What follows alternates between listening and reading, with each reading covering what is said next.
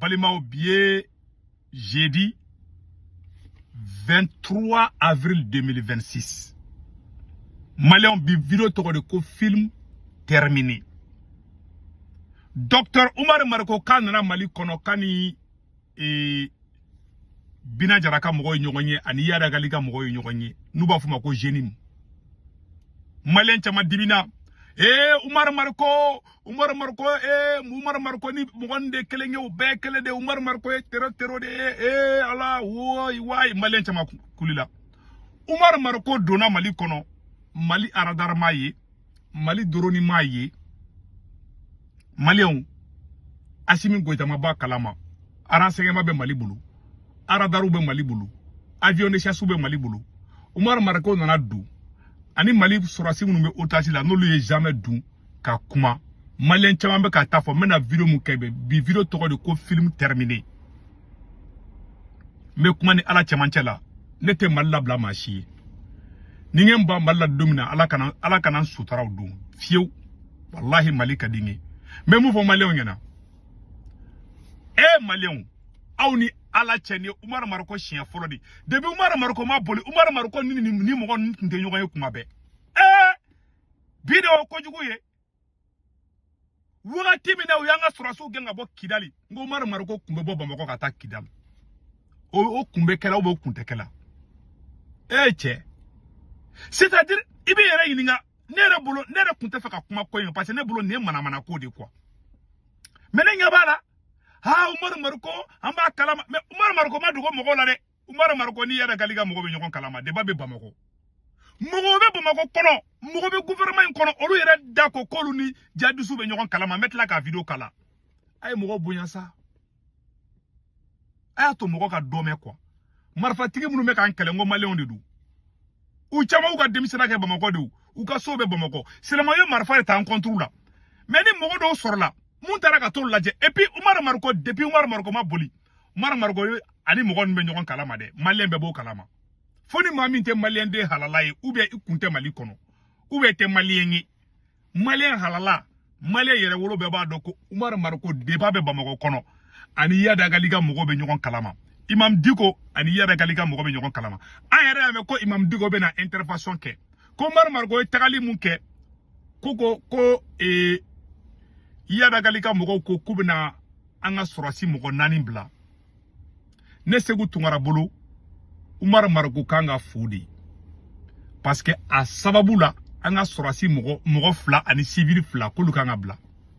oye tari di tu sais mogo be kuma kele fo le nègre reste nègre ne jigila tigera ni sorasi nunu ye fanga ta yanga révolution ke yogoro ya di quoi do be ka kule alu to Oumar Marko do uka mogo do be ka bo wai nunu ne Mali chi nunu ne Mali waru chouin Oumar Marko ka tabolo do mai o eche ne se ku tungara je suis parmi les premiers munu ngora ka Oumar Marko critiquer aka parti prise munu ke armée malienne contre la Madjane mais na sigina ko o Mali politicien nga dogo muni armée be nyon kalama ka Oumar Marko bode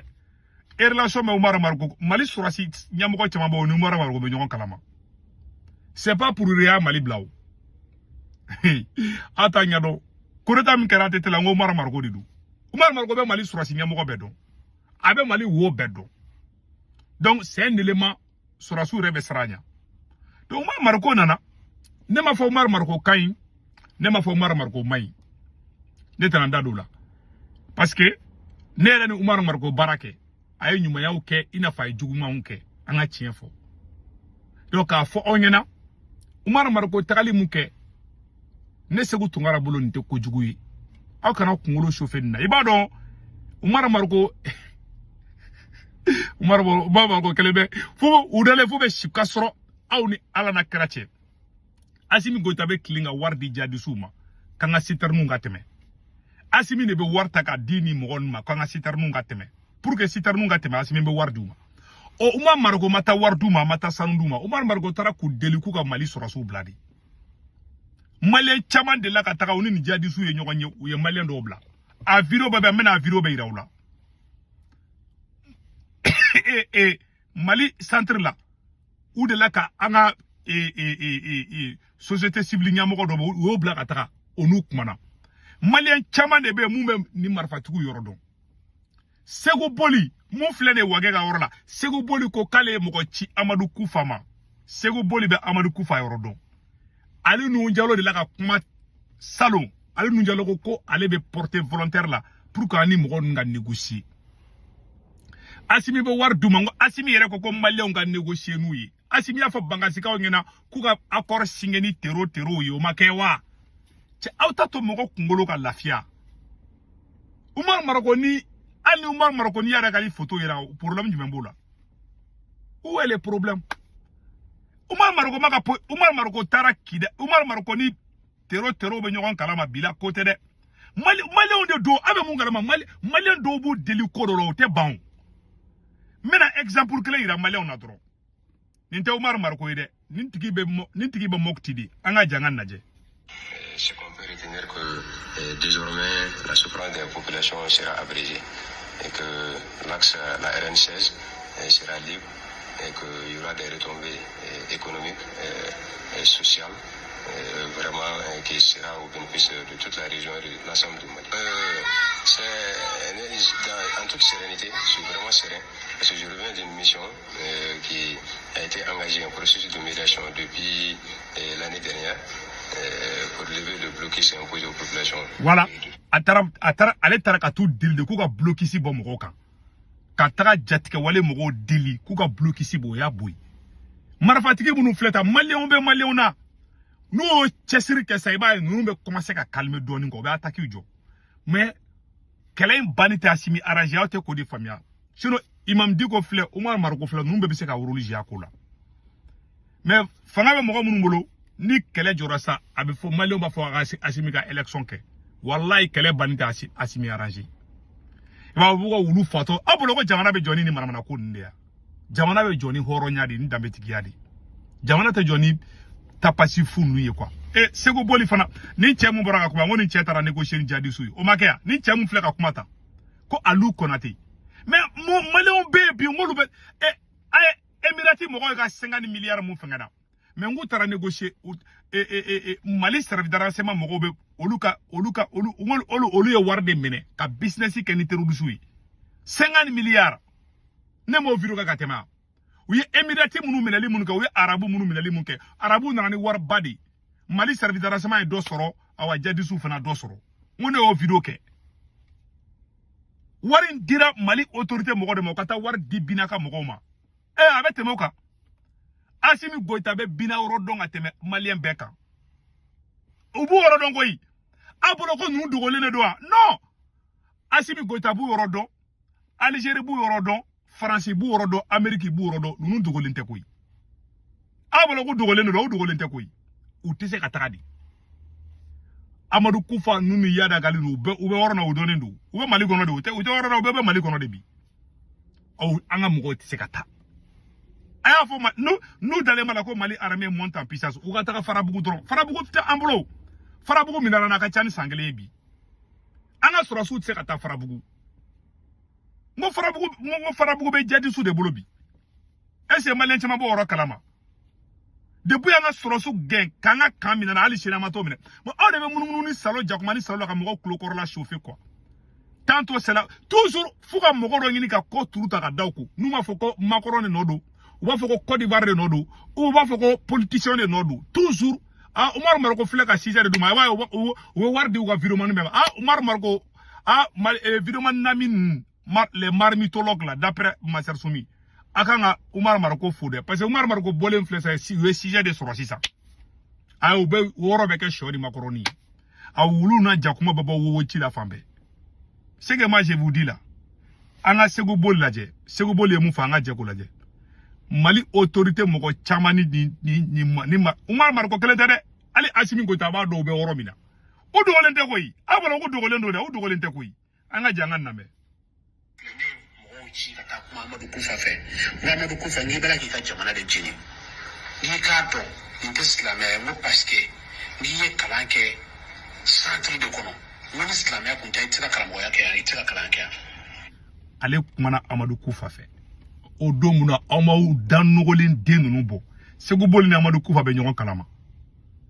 malien malien baré ne mo malien de do on est wa bro ko ni mo ko te nyoga galama mo alu nu jalo ko kale bi se ka médiation ke mo walu te kojugo yo ne chem fana photo ila ko alu a photo fle ni chei a benala cheni chei tara kuma ni jadi suya abe abalo le be ali chini a fle ni ne tara ka kata kumu yo ka bloki si wuli ni chei ko alu konate médiateur a besebene fle la aya klam alu konate ni chei kuma na malien be ni wana sika dongo do te kuma parce maroko kungolo manda o drabe boka kuma c'est l'homme c'est quoi et non farafi c'est la race la plus médiocre bete farafi bete de may wotara ko kanga na foko farafi be farafi bete may wotara ka kuma eche wallahi billahi sego boli mumbe barake wage ga orla ngo sego boli ko kale mo ko ci Amadou Koufa ma ko ka kelejo ko Amadou Koufa ya jabi muna ayere ka yere kuma kana jabe ka fo aw dan nogole na yo horon dewndo ayaw fana o baw dew ay halala dewnde muna ma boka kuma wudu muna asimi go tabe ka war duma asimi kodo nga surasula de asimi be négociation kele mun keni jadi suye o ye ka war duma o ka sitaru mu blaka teme anga surasu be mogodo fawdo mogodo bawdo olu te ka se ka bo eni mogodo sur la ko bo la bo ni ebe gelela ebe jila ebe ni ga to jila che alni fato na kabi sauver iba fo ma ko merci parce que aw faw minelente aw somogo minelente jadi suboro orato aw gelu waga mogo da la ka do ta bota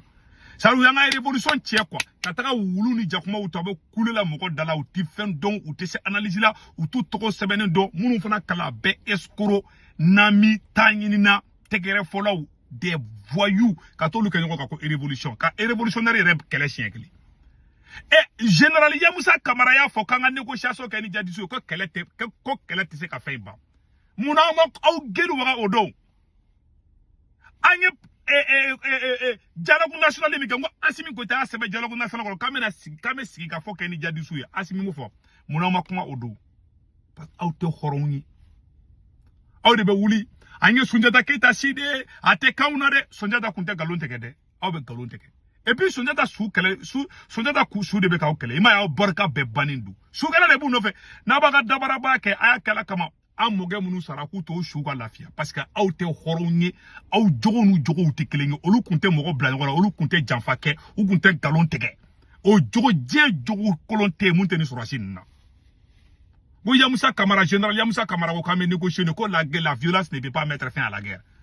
faut shogal maika boraka jabola o magea oh video fana fle na ngo ejo anga ni na me follow ci ka ta kuma Amadou Koufa fe Amadou Koufa ni bala ki ka jamana de jini voilà ni ka don ni islamé mo parce que ni ye kalanke centre de kono mo islamé kun ta tira karamo ya ke ya tira kalanke ako ayi mo ci ako ko ka fo ko no be benfe ame fe berana anga ta kuma ya dife ko ni ya di abla ro kalibi anta kuma ya dife ya de ko kuma to wo fe voilà voilà abala jere mesande u kumana Amadou Koufa fe Amadou Koufa ko ku ka kuma ya gara fe u klatu ngata kuma ya da gali fe tuguni olu ta ke dugulaw olu ma image bo u margo ta image mboro ode kuma kacha margo ta dugula koy debi margo okuma ibala kale kute mali kono kwa mais marko mani do mo gola marko be ta kuma be ka marko to ba mo marko kuma tu woro kuma be marko ko fo mo go do ga geru la de ku nege u kan ko ndabla e ko jugu ya e mali chama be tra onu be nyogonye ci ato mo ga lafia kwa asimi gotani sai jakuma ki saka fogore ibla jakuma ki saka fogore la ko fa ko nyina nki ndala I wala de ka marfa dima ki ka mali libéré ni desara ni teseta ka boy Umar Maroko ni bom mana ani marfa mana ani foy mana bululangolo ni nana aw ko mali maîtrise ba bulu ni molo yadi Umar Maroko dona ka bo amaba kala mayre Umar Maroko era de ka filmer ka bo be dien be ka ya be ka muke aw ka Umar Maroko foni keleni ngenna Shaite moko fe choko na enyuma yake afokwa wala bilai ma aw te horoyi na te moko foko ko shimai ko beneme awla ma benete moko to la Neta ronu ala ka danfɛ morali mi yanga jamana kuna ni surasi de voyous faut ka diɲɛ wuli malien te surasi ka marabili des médiocres ka dɛsɛ ka dugu libéré aw nale an ye farabugu perdi aw nale ala nga essence tse ka donu mu jeri nu ba nama wardi jadi zuma o kuma ke folo Aou Dessera, vous avez échoué. C'est la pire vérité. Et foutez-nous la paix. Maroko Tarani fait. Aganga Maroko Fodi. Billahi Tala, nous mega beaucoup de fois Maroko ma. Aouté Mali Sorasou fait. Billahi, Maroko Tarani Sorasou de Nyogani. Aou Frangatani Sorasou Kanyoganke. Maroko Sababu Langa Sorasou Flabena Blanga, Civil Flabena Bla. Au lieu qu'à Kafou. Abo, c'est nous qui fait Haliga Numa Otafou. Akambe.